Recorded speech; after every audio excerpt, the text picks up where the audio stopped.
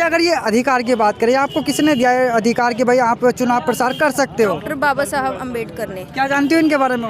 उनके बारे में तो जितना कहूँ कम है, और लेडीज़ के लिए तो वो मतलब भगवान से भी ऊपर है हमारे लिए। अगर हम जाने, देखें, पढ़ें, अगर हम पढ़ेंगे, संविधान को उठा के देखेंगे तो फिर पता चलेगा। बाबा साहब अम्बेडकर के बारे में पढ़ेंगे तो जानेंगे कि वो क्या हैं।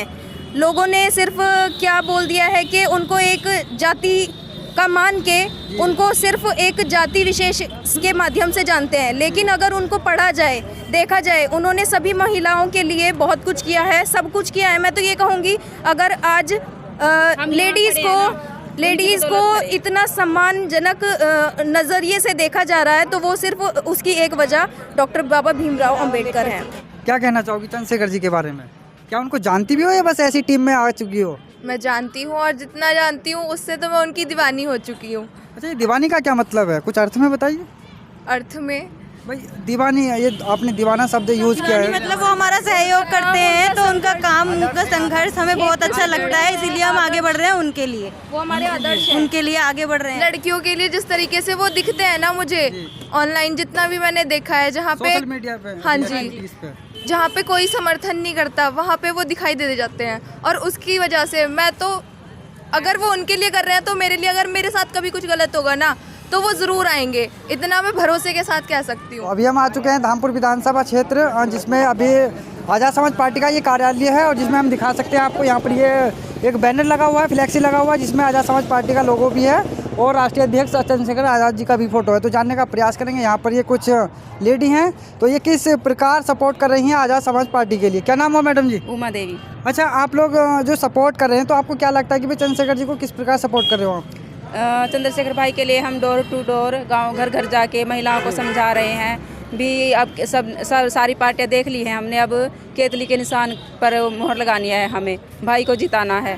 अच्छा, कैसा रेस्पॉन्स मिल रहा है महिलाओं को आपके लिए? महिलाओं से हमें अच्छा रिस्पांस मिल रहा है। क्या नाम हुआ? चित्रा तेजियान। अच्छा, आप भी इस पार्टी के लिए काम कर रही हैं, सपोर्ट कर रही हैं? सपोर्ट कर रही हूँ, कार्यकर्ता हैं हम लोग, हम साथ में मिलके काम कर रहे हैं। आपको कहीं ये सुनने के लिए तो नहीं मिलता कि भाई लड़की ये होके ये ऐसा काम कर रही हैं? नहीं, कोई कुछ कहेगा तो हमें फ़र्क क्या पड़ेगा? पहली बात तो ये है, क्योंकि हमें जो काम करना है वो हम अपनी पार्टी के लिए कर रहे हैं, और हमें पता है कि हम कितना आगे तक का सोच के आज चल रहे हैं। क्यों? क्योंकि अगर आज भी हम घर से नहीं निकल पाएंगे तो कल को हमारे लिए कुछ भी नहीं बचेगा। अच्छा, चंद्रशेखर जी से क्या क्या उम्मीद है आप लोगों को? हाँ, बहुत उम्मीदें हैं हमें भाई से। भाई पहले तो ये है कि सबके लिए काम करते हैं, चाहे छोटा है चाहे बड़ा है, बच्चे से लेकर बुजुर्ग तक वो सबकी सुनते हैं, और वो सबके हक के भी लिए भी लड़ते हैं। जी, क्या नाम हुआ? मंजू। अच्छा, आपने टी शर्ट पहना हुआ है आज़ाद समाज पार्टी का, जिसमें लिखा हुआ है एडवोकेट भाई चंद्रशेखर आज़ाद जी, इसका क्या महत्व है? कुछ बताइए, जो दर्शक आपको देख रहे हैं। भाई चंद्रशेखर आज़ाद जी आज के समय में एक चमकता चेहरा है। बहन बेटियों की सबसे पहले जो भी अत्याचार होता है बहन बेटियों के साथ, सबसे पहले बहन बेटियों का इंसाफ दिलाने का काम करते हैं जी। हाँ जी। कोई एक दो पॉइंट बताइए कि भाई कहाँ उन्होंने महिलाओं के लिए काम किया हो, आवाज़ उठाई हो उनकी। हाथरस बहन मनीषा वाल्मीकि जी के साथ जो रेप करके आधी रात को उनको जला दिया गया था, सबसे पहले भाई चंद्रशेखर आज़ाद जी ने उनकी आवाज़ उठाई थी और उनको इंसाफ दिलाया था। अच्छा, चंद्रशेखर जी के बारे में और क्या जानती हो? भाई की एक एक खूबी है, सब महिलाओं का, जवान, कोई देश में जवान हो, पहलवान हो, किसान हो, बहन हो, बेटी हो, कोई भी आदिवासी, अल्पसंख्यक, दलित, मुस्लिम, पिछड़े, सबका सहारा भाई चंद्रशेखर आज़ाद जी हैं, सबके साथ खड़े रहते हैं वो। अच्छा, आप गांव में जाते हैं और महिलाओं से भी मिलते हैं, कैसा रेस्पॉन्स है? क्या लग रहा है कि वो जीत सकते हैं यहाँ से चंद्रशेखर जी या नहीं? महिलाओं को ये कहने की जरूरत नहीं पड़ती है अभी हम इसको वोट नहीं देंगे, वो बोलती हैं, हमें बोलने की जरूरत नहीं है, हमें पता है भी कहाँ वोट देनी है। कहीं ऐसा तो नहीं कि एक रात में चुनाव पलट जाए? नहीं, ये नहीं होगा अब, ये नहीं होगा। नहीं अब नहीं होगा ये। अच्छा, एक ही समाज के बीच में जाते हो या सभी? हर समाज के बीच में जाते हैं। क्यों, क्या कहना चाहोगे? मैं भी यही कहना चाहूँगी कि चंद्रशेखर भाई सभी का समर्थन करते हैं और उन्हीं का साथ देते हैं, तो हमारे लिए भी वो कुछ करेंगे ही। अच्छा, आपके पेरेंट्स ये नहीं कहते कि भाई आप समय बर्बाद क्यों कर रहे हो? अगर वो हमें मना करते तो हम यहाँ नहीं खड़े होते, वो हमारे सपोर्ट में है, इसीलिए हम आज यहाँ पे हैं, खड़े हैं। क्या नाम हुआ? कुमकुम तेजियान। अच्छा, आप सभी यहीं के हो या बाहर से हो? यहीं से। तो आप लोग मतलब सपोर्ट इस प्रकार कर रहे हो, तो इसमें तो युवाओं को आना चाहिए आगे और जिसमें पेरेंट्स को आना चाहिए। यहाँ पे महिलाओं लेडीज को नहीं आना चाहिए। ये आपकी अपनी सोच बताओ पहले। आपको युवा दिख रहे हैं। आज का युवा आपको ही नहीं है पता कि हम लोग भी युवाओं में ही काउंट होंगे? क्योंकि गांव में तो ये सोच रहती है ना कि भाई लड़की ये क्या नहीं तो कर रही फिर है। देखो आजकल क्या है ना कि गांव जो है गाँव की सोच ही बदलनी है, गांव वालों की सोच बदलनी है। अच्छा, अगर ये अधिकार की बात करें, आपको किसने दिया है अधिकार कि भाई आप चुनाव प्रचार कर सकते हो? डॉक्टर बाबा साहब अम्बेडकर ने। क्या जानती हो इनके बारे में? उनके बारे में तो जितना कहूँ कम है, और लेडीज़ के लिए तो वो मतलब भगवान से भी ऊपर है हमारे लिए। अगर हम जाने देखें पढ़ें, अगर हम पढ़ेंगे संविधान को उठा के देखेंगे तो फिर पता चलेगा। बाबा साहब अम्बेडकर के बारे में पढ़ेंगे तो जानेंगे कि वो क्या हैं। लोगों ने सिर्फ क्या बोल दिया है कि उनको एक जाति का मान के उनको सिर्फ एक जाति विशेष के माध्यम से जानते हैं, लेकिन अगर उनको पढ़ा जाए, देखा जाए, उन्होंने सभी महिलाओं के लिए बहुत कुछ किया है, सब कुछ किया है। मैं तो ये कहूँगी अगर आज लेडीज़ को इतना सम्मानजनक नज़रिए से देखा जा रहा है तो वो सिर्फ उसकी एक वजह डॉक्टर बाबा भीमराव अम्बेडकर हैं। अच्छा, मोदी सरकार ने एक नारा दिया था बेटी बचाओ बेटी पढ़ाओ, इससे आप क्या इस पे कहेंगे? वो खरे नहीं उतरे, खरे नहीं उतरे मोदी सरकार इस पे, क्योंकि उन्होंने शिक्षा को तो बिल्कुल ख़त्म कर दिया है। शिक्षा को खत्म कर दिया है उन्होंने, शिक्षा को ख़त्म। हम लोगों के पास खुद इतनी डिग्रियां हैं लेकिन हम आज भी यहाँ पे बेरोजगार खड़े हैं। उसकी एक मेन वजह है कि बीजेपी ने बिल्कुल शिक्षा पे तो बिल्कुल ध्यान ही नहीं दिया। ज़ीरो है उसका लेवल, मतलब मैं यही बोलना चाहूँगी कि बिल्कुल ज़ीरो है। उन्होंने एक बार ये नहीं सोचा कि भाई बच्चा इतना पढ़ा लिखा है, आप 2014 से लगातार काम कर रहे हो, लेकिन आपने स्टूडेंट के लिए बिल्कुल नहीं सोचा। अगर आप सोचते तो शायद आज बेरोज़गारी की कंडीशन मतलब इतनी डाउन नहीं जाती, इतनी क्रिएट नहीं हो। जो बहनें अभी आपको देख रही हैं हजारों की संख्या में, तो उनसे कोई मैसेज देना चाहोगी, कोई संदेश या नहीं? उन्हें मैं मैसेज ये देना चाहूँगी कि अभी तक आप सोए हुए हो लेकिन अब जाग जाओ, समय आ चुका है। अगर आज भी सोए रहोगे तो आगे आपके लिए कुछ भी नहीं बचेगा। क्या कहना चाहोगी चंद्रशेखर जी के बारे में? क्या उनको जानती भी हो या बस ऐसी टीम में आ चुकी हो? मैं जानती हूँ और जितना जानती हूँ उससे तो मैं उनकी दीवानी हो चुकी हूँ। अच्छा, ये दीवानी का क्या मतलब है, कुछ अर्थ में बताइए। अर्थ में भाई दीवानी, ये आपने दीवाना शब्द यूज किया है। मतलब वो हमारा सहयोग करते हैं तो उनका काम, उनका संघर्ष हमें बहुत अच्छा लगता है, इसीलिए हम आगे बढ़ रहे हैं उनके लिए। वो हमारे आदर्श हैं। उनके लिए आगे बढ़ रहे हैं। लड़कियों के लिए जिस तरीके से वो दिखते हैं ना, मुझे ऑनलाइन जितना भी मैंने देखा है, जहाँ पे सोशल मीडिया पे, हाँ जी, जहाँ पे कोई समर्थन नहीं करता वहाँ पे वो दिखाई दे जाते हैं। और उसकी वजह से मैं तो, अगर वो उनके लिए कर रहे हैं तो मेरे लिए, अगर मेरे साथ कभी कुछ गलत होगा ना तो वो ज़रूर आएंगे, इतना मैं भरोसे के साथ कह सकती हूँ। अच्छा, क्या लगता है कि अभी ये जो बीजेपी सरकार है वो आपको रोजगार नहीं दे रही क्या समाज? नहीं दे रही है, और हम कोई भी एग्जाम देने जाते हैं तो वो उस पे बैन लग जाता है, स्टे लग जाता है, रुक जाती है वहीं पे भर्तियाँ, पोस्टपोन हो जाती है बिल्कुल, या फिर पेपर लीक हो जाता है, या फिर पेपर लीक भी हो अच्छा, जाता है। चंद्रशेखर जी अगर सांसद बन भी जाते हैं तो उनसे आप क्या लाभ ले पाओगे, कुछ है उम्मीद या नहीं? उससे हमें कुछ कहने की जरूरत नहीं पड़ेगी फिर। हमें इतना पता है कुछ कहने की ज़रूरत ही नहीं पड़ेगी, हमें इतना विश्वास है और उसी विश्वास की वजह से आज हम यहाँ हैं उनके साथ और हमेशा रहेंगे। 300 किलोमीटर उनके लिए इसीलिए आए हैं। अच्छा, आप क्या कहना चाहोगी चंद्रशेखर जी के बारे में? मैंने सब कुछ कह दिया आपको। कह दिया। बोल दो कोई भी बस। तो यहाँ पर ये कुछ चाचा हैं, भाई हैं, जानने का प्रयास करेंगे। हमसे पूछो जी, हाँ। क्या नाम हुआ? नाम हुआ प्रभुनाथ बौद्ध। अच्छा, कहाँ से आए हो आप? मैं झारखंड रांची से आया हूँ। तो आप भी यहाँ पर कार्यकर्ता हो क्या? जी, मैं कार्यकर्ता हूँ, सदस्य हूँ यहाँ का। अच्छा, ये लोग इतनी दूर दूर से चंद्रशेखर जी के सपोर्ट में आ रहे हैं, तो क्या यहाँ के लोग उनको सपोर्ट नहीं करते क्या? ऐसा है कि यहाँ के नगीना के वासियों के लिए बहुत अच्छा सुनहरा मौका है। यहाँ के, हाँ, यहाँ के लोग इतिहास लिखने जा रहे हैं और ये दिल्ली तक गूंजेगी। और जहाँ तक कार्यकर्ताओं की बात है तो मेरा भारत में 26 स्टेट में संगठन मजबूत है और जहाँ भी हमारे साथ दुर्घटना होता है हमारे कार्यकर्ताओं पे या माँ बहन किसी के भी साथ अत्याचार हो, हम लोग सारे कार्यकर्ता मिल के लड़ते हैं, एक संगठित होकर एक एकता का बल देते हैं, जिससे हम लोग को हिम्मत मिलता है और काम करने का जज्बा पैदा होता है। अच्छा, अभी आप झारखंड से आए हैं, यहाँ पर पब्लिक का रेस्पॉन्स कैसा लग रहा है आपको कि भाई किसको सपोर्ट कर रही है? हम लोग जैसे मान लीजिए पब्लिक में जा रहे हैं पर्चा बांटने वगैरह ये सब करने के लिए डोर टू डोर, तो बोल रहे हैं कि आप चिंता मत करो, यहाँ से वो 2 से 3 लाख वोट से जीत रहे हैं। 2-3 लाख वोट से? हाँ, 2-3 लाख से। क्या कहना चाहोगे? किस विषय में क्वेश्चन करिए आप यहीं के हैं या कहीं बाहर से आए? जैसे भैया आया हूँ, संभल से आए हैं। तो आप भी कार्यकर्ता हैं क्या एएसपी? मेरा नाम सत्यवीर सिंह आज़ाद है जी। मैं आज़ाद समाज पार्टी से जिला अध्यक्ष हूँ संभल से। जी, संभल से। जी। अच्छा, यहाँ पर आपको कैसा रेस्पॉन्स देखने के लिए मिल रहा है कि पब्लिक किसकी तरफ अभी जा रही है? 90% जो है वोटिंग भाई के पक्ष में होगी। चुनाव चिन्ह केतली का बटन दबाएगा। यहाँ मैंने रुझान लिया है, क्षेत्र में घूम के, लोकल में और ग्रामीण क्षेत्रों में भी घूम के देखा है। प्रत्येक व्यक्ति के मुंह से सिर्फ केतली और भाई का नाम है, इसके अलावा दूसरे कोई शब्द ही नहीं आ रहा है। 90% वोटिंग भाई के पक्ष में होगी। चुनाव चिन्ह केतली का बटन दबाएगा। 90%। और बीजेपी वाले तो कह रहे हैं कि आज़ाद समाज पार्टी पर कुछ दिनों के लिए आइए, फिर चले जाएंगे अपने। बीजेपी का सुपड़ा साफ यहाँ से ही नहीं, पूरी यूपी से साफ हो जाएगा और देश से मोदी की कुर्सी खिसक गई। शायद आपको पता नहीं, भाजपा वाले वो अपना 400 पार कर रहे हैं। 400 पार वो जो है गोदी मीडिया दिखा रही है, वो पैसा ले रखे हैं उन्होंने, सोशल मीडिया और जो यूट्यूब चैनल जो ज़मीनी स्तर से निकल कर आ रहे हैं वो सही खबर दिखा रहे हैं। और जितनी भी जो न्यूज़ चैनल है, गोदी मीडिया है, वो दिखा रहे हैं। केवल टीवी चैनलों पे चल रही है 400 पार, और बकाया ज़मीनी स्तर पे अगर 150 निकाल लें वो तो बहुत बड़ी बात समझे। नहीं, जिसके लिए सीएम योगी खुद आ रहे हैं वोट की अपील करने के लिए, तो वहाँ तो बहुत बड़ी बात हुई। सरकार सीएम योगी कहने से नहीं बनेगी। सरकार जो वोटर है और जो पब्लिक है वो वोट देगी, तभी सरकार बनेगी, ना कि योगी के कहने से। योगी का ठेकेदार थोड़े ही पब्लिक के, ना पब्लिक को उन्होंने खरीद रखा है। जी हाँ। क्या नाम है भैया? मेरा नाम एडवोकेट अजय भूषण है। अच्छा, एडवोकेट भी हो आप? जी जी।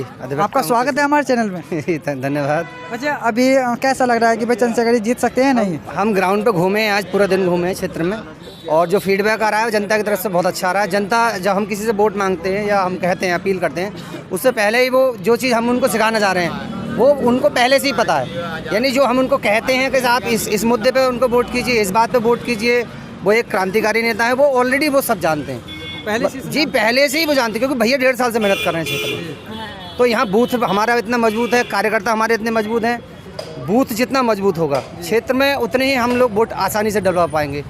भाई ने इतनी मेहनत की है पिछले 1.5 साल से यहाँ पर, हमारे कार्यकर्ताओं ने, आज़ाद समाज पार्टी भीम आर्मी ने इतनी मेहनत की है कि उसका फीडबैक आप 4 जून, जब जून में रिजल्ट आएगा तो उसका रिजल्ट आपको सामने मिलेगा। भाई यहाँ लगभग मतलब लाखों की संख्या में वो वोट होगा जीत का। अच्छा, हमारा एक लास्ट सवाल है आपसे। नगीना की जनता चंद्रशेखर जी को, आज़ाद जी को क्यों सपोर्ट करे? क्या बीजेपी सरकार उनको सहयोग नहीं कर रही जनता को यहाँ की? नहीं, सपोर्ट नहीं, उन यहाँ के अपने स्थानीय मुद्दे हैं। यहाँ के स्थानीय मुद्दे हैं, बाढ़ का मुद्दा है, यहाँ अस्पताल का मुद्दा है, स्कूल का मुद्दा है, यहाँ पर गुलदार का मुद्दा है, बेटियों की और भाई छोटे बच्चों के एजुकेशन का मुद्दा है। तो यहाँ के स्थानीय मुद्दे हैं जो भाई लेके चल रहे हैं, और बहुत दिन से भाई इन चीज़ों को नेशनल मीडिया पे भी कह रहे हैं कि नगीना में ये परेशानियाँ हैं। तो वो चीज़ भाई जब नेशनल मीडिया में या आपके जैसे चैनल पे कहते हैं तो लोग सुनते हैं कि कोई है जो हमारी परेशानी को समझता है, इसलिए वो उसके रेस्पॉन्स में, उसके बदले में वोट भाई को देना चाहते हैं ताकि उनके क्षेत्र का विकास हो सके। और वैसे ही भाई राष्ट्रीय नेता है, और राष्ट्रीय नेता को हर कोई चाहता है कि हमारे क्षेत्र की आवाज़ राष्ट्रीय लेवल पर जाए। इसलिए नगीना की जनता ने ये डिसाइड कर लिया है, और सब समाज के वोट, ऐसा नहीं है किसी एक विशेष समाज से, सब समाज का वोट भाई को मिल रहा है, जन समर्थन अपार मिल रहा है, और हमारी मेहनत भी काफ़ी है। ऐसा नहीं है हम लोग मेहनत नहीं कर रहे, भाई पिछले 1.5 साल से मेहनत कर रहे हैं, ये उसका परिणाम है। क्या कहना चाहोगे अभी आप?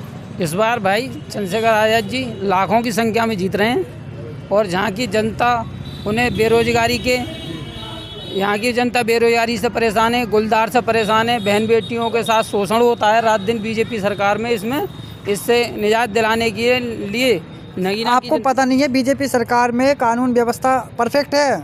अरे कहाँ कानून एनसीआरबी का डेटा देखो ना आप, कैसे ऑन रिकॉर्ड कैसे रहोगे आप? लोग कह रहे हैं साहब क्राइम नहीं हो रहा, क्राइम कैसे आप जस्टिफाई करो? क्राइम नहीं हो, आप एनसीआरबी में अधिवक्ता हूँ, मैं जानता हूँ ना, आप रिकॉर्ड लाइए ना एनसीआरबी के। नहीं, जैसे अभी आप इंटरव्यू दे रहे हैं, ऐसे पब्लिक भी देती है, वो कहती है कि ये व्यवस्था। देखिए, हम संविधान के को मानने वाले लोग हैं, हम कागज से बात करते हैं। आप ये पैमाना लाइए ना, आपने कैसे तय कर लिया कि क्राइम कम हुआ है? क्राइम के लिए आपको डेटा देना होगा, डेटा एनसीआरबी देती है ना। एनसीआरबी को जरा चेक कीजिए कि रिकॉर्ड बढ़ा है या घटा है, एनसीआरबी बताएगा आपको। भाई ऑन रिकॉर्ड लाइए ना, ऐसे मुंह से कहने से क्या होता है? एनसीआरबी का डेटा साफ साफ कह रहा है, जब से योगी जी मुख्यमंत्री बने हैं तब से अपराध बढ़ा है, बिल्कुल बढ़ा। अब मैं झूठ थोड़ी बोल रहा हूँ, ये तो डेटा दे रहा है ना। डेवलपमेंट, रोजगारी की बात, उसके बारे में क्या कहना? देखिए, डेवलपमेंट बिल्कुल कोई खास नहीं हुआ है। किसी विशेष क्षेत्र का हुआ हो तो पता नहीं। रोज़गार के लिए लोग तरस रहे हैं। मैं तो 69,000 शिक्षक भर्ती का पीड़ित भी रहा हूँ। 19,000 सीटें दलित पिछड़ों की 2019 में वैकेंसी आई थी और योगी जी ने आरक्षण नहीं दिया। मैं पीड़ित हूँ उस भर्ती का। मैंने क्वालिफाई किया था स्टेट सुपर टेट, लेकिन आरक्षण ना देने की वजह से मैं डिस्क्वालीफाई बाहर हो गया भर्ती से। यानी क्वालिफाई करके उन्होंने डिस्ट्रिक्ट पर आरक्षण नहीं दिया, बच्चों को पास किया। और MRC एक रूलिंग है, मैं आपको समय नहीं बताने का, उसके बहाने से हम दलित पिछड़ों को 19,000 अभ्यर्थियों को बाहर कर दिया। हम लोग कोर्ट चले गए हैं, कोर्ट ने लिस्ट को रिव्यू करने की बात कही है, लेकिन ये मार्च 2023 में कोर्ट का आर्डर आ चुका है कि लिस्ट को रिव्यू कीजिए, कैटेगरी वाइज कीजिए, जनरल SC OBC अलग अलग कैटेगराइज करके और नंबर वाइज करके आप लिस्ट आउट कीजिए। लेकिन सरकार मानेगी। कोर्ट से ऊपर तो कोई है नहीं, संविधान से ऊपर कोई नहीं है। योगी जी कब तक नहीं मानेंगे, कोई और आएगा तो वो मानेगा। 20-20 साल बाद भी कोर्ट के ऑर्डर जो है अवेलेबल मतलब लागू होते हैं। भाई न्याय तो मिलता है ना, अभी देश तो संविधान से चल रहा है, तो मैं तो पीड़ित भी रहा हूँ। अच्छा, वो अभी एक सवाल हो रहा है छोटा सा कि संविधान बदलने की भी बात आती है, सुनने के लिए मिला होगा आपको। देखिए संविधान कोई नहीं बदल सकता। आप अभी एडवोकेट भी हैं। जी मैं बता रहा हूँ। देखिए मैं बड़ी जिम्मेदारी के साथ कह रहा हूँ। जैसे कोई पानी कोई समुद्र में एक नाव होती है ना, नाव पे हम 140 करोड़ लोग बैठे हैं। अगर उसमें से कोई एक कहेगा जहाज को पलट दो तो वो खुद भी डूबेगा ना। ये सेंसिटिव बात है, सोचिए। अगर वो कहेगा जहाज को पलट दो तो वो खुद भी डूबेगा ना। इसलिए संविधान बदला ही नहीं जा सकता, किसी की हैसियत नहीं है। बाबा साहब ने संविधान को लिखा ही इस तरीके से है कि आप एक जगह चोट पहुंचाओगे तो दूसरी जगह से आपको चोट पहुंच जाएगी। वेरी गुड, है ना। बहुत लचीला और बहुत मजबूत संविधान बनाया। ये हो ही नहीं सकता कि संविधान को बदला जा सके। तो ये जैसे मैंने तर्क दिया ना कि जहाज पे हम लोग 140 करोड़ लोग बैठे हैं, कोई अचानक कहने लगे कि जहाज को पलट दो तो वो खुद डूबेगा ना जो पलटने की बात कर रहा है। इसलिए संविधान को बदला ही नहीं जा सकता। हिंदू राष्ट्र की भी अगर बात सुनने के लिए आती है, उसमें कुछ कहना चाहोगे या नहीं? अरे हिंदू कहूँगा क्यों? हिंदू राष्ट्र भारत के अंदर एक हिंदू गांव बना के दिखा दे कोई। हम जिस समाज में रहते हैं, मैं अपने गांव में बहुत सारी कुरीतियाँ देखता हूँ और हिंदुओं में ही देखता हूँ। हमारे यहाँ सामाजिक दूरियाँ इतनी हैं कि कुछ मुद्दों पर तो हम आपसी मतभेद को भूल जाते हैं, लेकिन कुछ मुद्दों पर खाना पीना उठना बैठना इनमें बहुत भेदभाव है। हिंदू राष्ट्र तो छोड़िए, हिंदू गाँव नहीं बना सकते आप भारत के अंदर। अच्छा, भारत के अंदर कैसा प्रधानमंत्री चाहिए आपको? भारत के अंदर देखिए तो सभी को साथ लेके चलो। देखिए हम तो चाहेंगे चंद्रशेखर भाई जैसे लोग भारत के प्रधानमंत्री बने। अच्छा, बहन जी नहीं होनी चाहिए? देखिए बहन जी होनी चाहिए थी, लेकिन बात विचारधारा की है ना। विचारधारा, सोच। बहन जी ने जो किया वो उनका एक दौर था। सचिन तेंदुलकर का एक दौर था, विराट कोहली का अपना दौर है। बिल्कुल सही है। आप विराट कोहली के ज़माने में सचिन को कोस नहीं सकते। सचिन ने अपने दौर में बहुत कुछ किया और हम आज विराट की, तो अगर हम विराट कोहली की प्रशंसा कर रहे हैं तो इसका मतलब ये नहीं है कि सचिन के विरोधी हैं। बहन जी ने अपने, जब उनका दौर था उन्होंने संघर्ष किया। हमने बहन जी को पहले वोट दिया, आप भाई के साथ हैं। तो अब भाई का ज़माना है। भाई बहुत काबिल हैं, योग्य हैं, सहनशील हैं, क्रांतिकारी हैं और बाबा साहब की विचारधारा को फॉलो करते हैं। बहन जी थोड़ा सा मिशन से भटक गई हैं। थोड़ा मिशन से? जी हाँ, देखिए अगर कोई एक है कि मिशन से हट के बहन जी को कोई प्रधानमंत्री बनाने की बात भी करे तो हम उसको कबूल नहीं करेंगे। हम मिशन से हट के कोई उन्हें प्रधानमंत्री भी बनाए। अरे आप ये बताइए, मनुवाद की विचारधारा पे चल के यार बहन जी को अगर प्रधानमंत्री बनाएंगे तो हमें बहन जी प्रधानमंत्री मंजूर नहीं है। हमें अम्बेडकरवाद पर चलने वाला ही प्रधानमंत्री मंजूर है। तो अभी आप क्या कहना चाहोगे?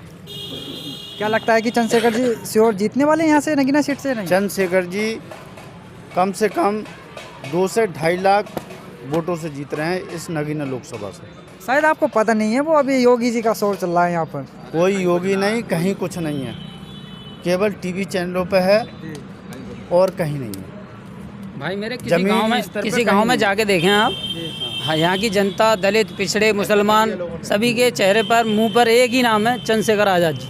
और आज नेहटौर में अखिलेश यादव जी आए। अखिलेश यादव जी की रैली में पब्लिक नहीं थी, कुर्सियाँ खाली रह गई, वो मुंह लटका के तुरंत उड़ के चले गए आसमान में। तो जैसे कि हमने देखा आज अखिलेश यादव जी की वहाँ पर जनसभा हुई और वहाँ के जनसभा करने वाले लोग हमारे पास आए, कहा हम तो इस बार केतली को ही वोट देंगे, चाहे ऐसे कितने ही अखिलेश आ जाओ या अखिलेश के पिताजी क्यों ना आ जाओ दोबारा, लेकिन हम वोट ओनली केतली को ही देंगे। और भाई तो शेर है, और शेर है जो किसी की ये गीदड़ों की धमकियों से नहीं डरता। और इस बार इस नगीना से चंद्रशेखर भाई MP बनकर पार्लियामेंट में पहुंचेंगे और और देखना, और इस जितने भी यहाँ MP बनकर वहाँ पहुँचेंगे उनकी आवाज़ को दबाने का काम करेंगे और हम अपने बहुजन समाज की आवाज़ को उठाने का काम करेंगे चंद्रशेखर भाई। तो देखिए ये एक छोटा सा ग्राउंड रिपोर्टिंग है, सिर्फ एक धामपुर का, ताकि आप लोगों को हकीकत पता चल सके। इसमें कुछ कार्यकर्ता भी थे, कुछ यहाँ के स्थानीय लोग भी थे और जिन्होंने अपनी अपनी राय रखी है। और अगर आपका कोई अन्य सवाल है तो कमेंट में ज़रूर रखिएगा। मिलते हैं बहुत जल्दी ऐसी हकीकत रिपोर्टिंग के साथ, तब तक के लिए जय हिंद।